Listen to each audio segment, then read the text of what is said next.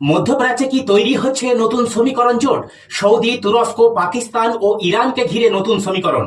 কল্পনা করুন, আজ রাতেই যদি মধ্যপ্রাচ্যের একটি দেশে ক্ষেপণাস্ত্র হামলা হয় আর কয়েক মিনিটের মধ্যেই আরো কয়েকটি দেশের যুদ্ধবিমান আকাশে উড়ে যায়, এটি কি শুধু একটি আঞ্চলিক সংঘাত, নাকি মধ্যপ্রাচ্য এমন এক নতুন যুগে প্রবেশ করছে যেখানে একটি ছোট সংঘর্ষ মুহূর্তের মধ্যে পুরো অঞ্চলের যুদ্ধে রূপ নিতে পারে? আজ আমরা সেই প্রশ্নের উত্তর খুঁজব।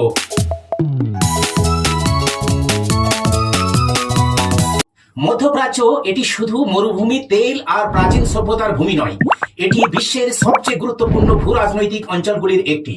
বিশ্বের বড় অংশের জ্বালানি এখান থেকেই আসে। এখানকার সমুদ্রপথ দিয়ে প্রতিদিন কোটি কোটি ডলারের বাণিজ্য হয়। এই কারণেই মধ্যপ্রাচ্যের প্রতিটি রাজনৈতিক সিদ্ধান্ত, প্রতিটি সামরিক পদক্ষেপ এবং প্রতিটি কূটনৈতিক বৈঠকের দিকে নজর রাখে পুরো বিশ্ব। সাম্প্রতিক সময়ে সৌদি আরব, তুরস্ক এবং পাকিস্তানের মধ্যে নিরাপত্তা ও প্রতিরক্ষা সহযোগিতা নিয়ে নতুন আলোচনায় আন্তর্জাতিক বিশ্লেষকদের দৃষ্টি আকর্ষণ করেছে। কেউ বলছে এটি শুধু প্রতিরক্ষা সহযোগিতা, আবার কেউ মনে করছেন ভবিষ্যতে এটি আরো বড় আঞ্চলিক নিরাপত্তা কাঠামোর ভিত্তি হতে পারে। কিন্তু আসল প্রশ্ন হলো, এই আলোচনা কেন এখন? এর পেছনে কি এমন কোনো পরিবর্তন ঘটেছে যা মধ্যপ্রাচ্যের রাজনীতিকে নতুন করে মোড়ে নিয়ে যাচ্ছে? আর কেন সৌদি আরব এখন নতুন নিরাপত্তা সহযোগিতা জোরদার করতে চাইছে? মধ্যপ্রাচ্যের বর্তমান পরিস্থিতি বুঝতে হলে আমাদের কয়েক বছর পেছনে ফিরে যেতে হবে। এক সময় সৌদি আরব বিশ্বাস করত তাদের আধুনিক অস্ত্র ভান্ডার এবং দীর্ঘদিনের পশ্চিমা মিত্রদের সমর্থনেই দেশের নিরাপত্তার জন্য যথেষ্ট ছিল। কিন্তু সময় বদলেছে। ইয়েমেনের সংঘাত, ড্রোন প্রযুক্তি দ্রুত বিস্তার, ক্ষেপণাস্ত্র হামলার ঝুঁকি এবং আঞ্চলিক উত্তেজনায় সৌদি আরবকে নতুন করে ভাবতে বাধ্য করেছে। আজকের যুদ্ধ করার শুধু সীমান্তে সৈন্য মোতায়েনের মধ্যেই সীমাবদ্ধ নয়।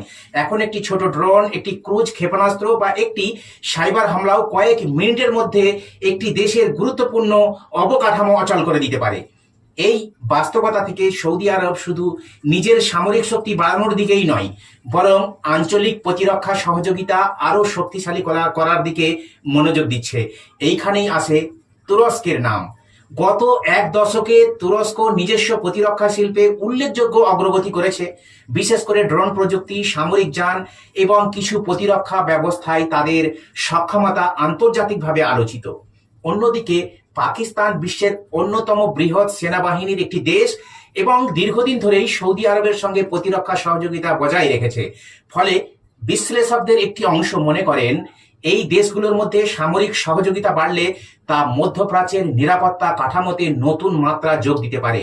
তবে এখানে একটি গুরুত্বপূর্ণ বিষয় মনে রাখতে হবে, এই ধরনের সহযোগিতা মানে কোনো নতুন মধ্যপ্রাচ্যের ন্যাটোর আনুষ্ঠানিকভাবে তৈরি হয়ে গেছে এমন সিদ্ধান্তে পৌঁছানো এখনো ঠিক নয়।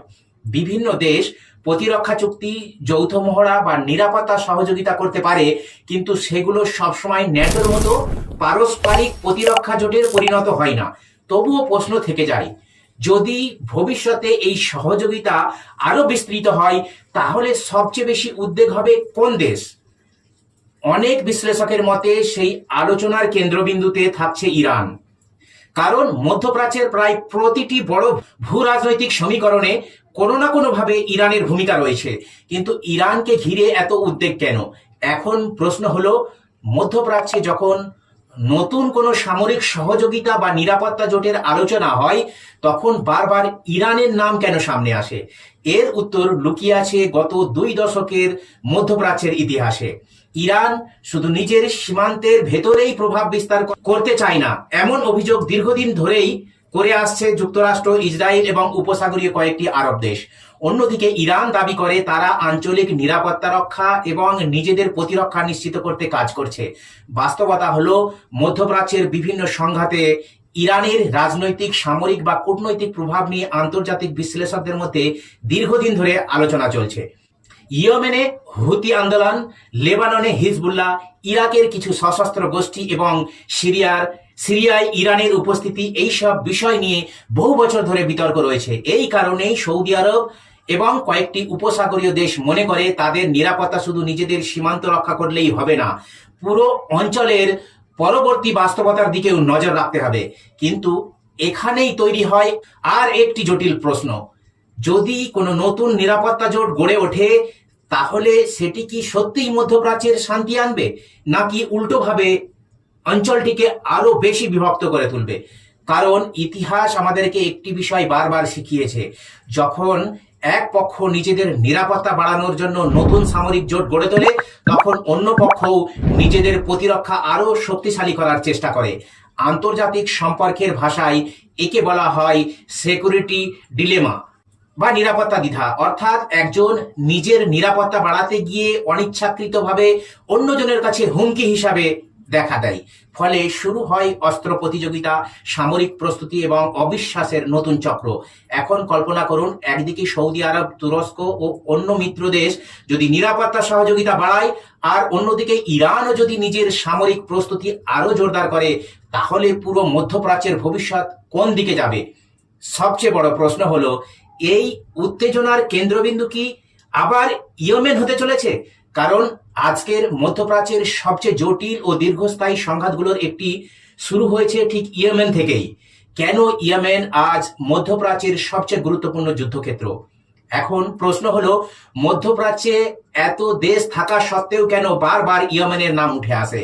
কারণ ইয়েমেনের যুদ্ধ শুধু একটি দেশের গৃহযুদ্ধ নয়, এটি এমন একটি সংঘাত যেখানে স্থানীয়, আঞ্চলিক এবং আন্তর্জাতিক স্বার্থ একে অপরের সঙ্গে জড়িয়ে আছে। একদিকে রয়েছে আন্তর্জাতিকভাবে স্বীকৃত ইয়েমেন সরকার, যারা বহু বছর ধরে বিভিন্ন দেশের সমর্থন পেয়ে আসছে। অন্যদিকে রয়েছে হুতি আন্দোলন, যারা দেশের একটি বড় অংশ নিয়ন্ত্রণ করে এবং নিজেদেরকে ইয়েমেনের বৈধ প্রতিরোধ শক্তি বলে দাবি করে। এই সংঘাতের কারণে লক্ষ লক্ষ মানুষ মানবিক সংকটে পড়েছে। খাদ্য, চিকিৎসা এবং নিরাপদ আশ্রয়ের অভাব সব মিলিয়ে ইয়েমেনকে বিশ্বের অন্যতম গুরুতর মানবিক সংকটের দেশ হিসাবে বিবেচনা করা হয়। কিন্তু ইয়েমেনের গুরুত্ব শুধু এখানেই শেষ নয়। লাল সাগর এবং বাব আল মান্দাব প্রণালী বিশ্বের অন্যতম গুরুত্বপূর্ণ সামুদ্রিক বাণিজ্য পথ ইয়েমেনের কাছ দিয়েই গিয়েছে। প্রতিদিন অসংখ্য তেলবাহী জাহাজ এবং বাণিজ্যিক জাহাজ এই পথ ব্যবহার করে। যদি এই রুটে উত্তেজনা বাড়ে বা জাহাজ চলাচল ব্যাহত হয়, তাহলে তার প্রভাব শুধু মধ্যপ্রাচ্যেই নয়, এশিয়া, ইউরোপ এবং আফ্রিকার অর্থনীতিতেও পড়তে পারে। এই কারণেই ইয়েমেনের প্রতিটি সামরিক ঘটনা বিশ্বজুড়ে নজর কেড়ে নেয়। আর এইখানেই আসে আরেকটি গুরুত্বপূর্ণ বিষয়, যদি আঞ্চলিক নিরাপত্তা সহযোগিতা আরো গভীর হয়, তাহলে সেটি কি ইয়েমেনের সংঘাতকে নিয়ন্ত্রণে আনবে, নাকি সংঘাতকে আরো বিস্তৃত করে তুলবে? এ প্রশ্নের উত্তর এখনো নিশ্চিত নয়।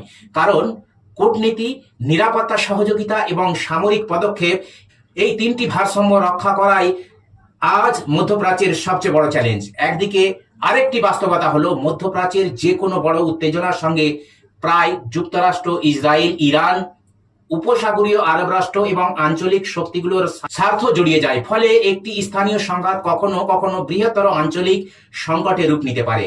কিন্তু সবচেয়ে গুরুত্বপূর্ণ প্রশ্ন হলো, যদি ভবিষ্যতে কোনো নতুন নিরাপত্তা জোট বাস্তব রূপ পায়, তাহলে সেটি কি সত্যিই অঞ্চলের স্থিতিশীলতা আনবে, নাকি নতুন করে শক্তির ভারসাম্য বদলে দিয়ে আরো প্রতিযোগিতা সৃষ্টি করবে? এই সমীকরণে যুক্তরাষ্ট্র ও ইসরায়েলের ভূমিকা কি? এখন সবচেয়ে গুরুত্বপূর্ণ প্রশ্নটা করা যাক। যদি সত্যিই মধ্যপ্রাচ্যে নতুন ধরনের নিরাপত্তা সহযোগিতা গড়ে ওঠে, তাহলে বিশ্বের সবচেয়ে প্রভাবশালী শক্তিগুলো, বিশেষ করে যুক্তরাষ্ট্র ও ইসরায়েল, এটিকে কিভাবে দেখবে? দীর্ঘ কয়েক দশক ধরে যুক্তরাষ্ট্র মধ্যপ্রাচ্যে বিভিন্ন দেশের সঙ্গে নিরাপত্তা, প্রতিরক্ষা ও সামরিক সহযোগিতা বজায় রেখেছে। উপসাগরীয় অঞ্চলের কয়েকটি দেশের সঙ্গে তাদের ঘনিষ্ঠ সম্পর্ক রয়েছে। আবার একই সময়ে ইরানের সঙ্গে তাদের সম্পর্ক বহু বছর ধরেই উত্তেজনাপূর্ণ। অন্যদিকে ইসরায়েলের প্রধান নিরাপত্তা উদ্বেগগুলোর একটি হলো ইরানের সামরিক সক্ষমতা, ক্ষেপণাস্ত্র কর্মসূচি এবং ইরানের সমর্থিত সশস্ত্র গোষ্ঠীগুলোর কার্যক্রম। তবে ইরান এইসব অভিযোগের অনেকগুলোই প্রত্যাখ্যান করে এবং বলে তাদের প্রতিরক্ষা নীতি দেশের নিরাপত্তার জন্য। এখানেই মধ্যপ্রাচ্যের রাজনীতি আরো জটিল হয়ে ওঠে, কারণ প্রতিটি দেশ নিজেদের নিরাপত্তার কথা বলছে, কিন্তু যখন সবাই একই সময়ে নিজেদের নিরাপত্তা বাড়াতে চায়, তখন পুরো অঞ্চলে অবিশ্বাসও বাড়তে পারে। আর এই অবিশ্বাসই অনেক সময় সংঘাতকে আরো গভীর করে তোলে। একদিকে আরেকটি বিষয়ও সমান গুরুত্বপূর্ণ, গাজায় চলমান যুদ্ধ লোহিত সাগরের নিরাপত্তা, ইয়েমেনের সংঘাত এবং ইরানকে ঘিরে উত্তেজনা, এইসব ইস্যু একে অপরের সঙ্গে গভীরভাবে সংযুক্ত। তাই কোনো একটি ঘটনাকে আলাদা করে দেখলে পুরো চিত্র বোঝা যায় না।